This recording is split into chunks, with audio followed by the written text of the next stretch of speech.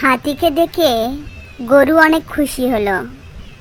আরে হাতি শক্তিশালী বন্ধু আমার, কতদিন তোমার সাথে আমার দেখা হয় না, তা তুমি আছো কেমন? আমি তো বেশ ভালোই আছি। তা তোমার খবর কি? তুমি তো বলেছিলে আমাকে দাওয়াত দিয়ে কলা গাছ খাওয়াবে, তা তো এখনো খাওয়ালে না। তোমার তো সব সময় খাই খাই, দাওয়াত তো অবশ্যই দেব। তবে এখন ছাগল বন্ধুর খুব বিপদ, তাকে সাহায্য করতে হবে। ছাগল তো নদীর ওপারে থাকে, তার ওখানে যেতে হলে নদী পার হতে হবে। আর আমি যদি নদীতে নামি তাহলে দুষ্টু কুমির তো আমাকে খেয়েই নেবে। ওই কুমিরকে আমি আচ্ছা করে ধোলাই দেব। তা আমাকে কি করতে হবে বলো? দেখো, ভাটার সময় নদীতে পানি খুব অল্প থাকে, তখন তুমি হেঁটেই নদী পার হতে পারবে।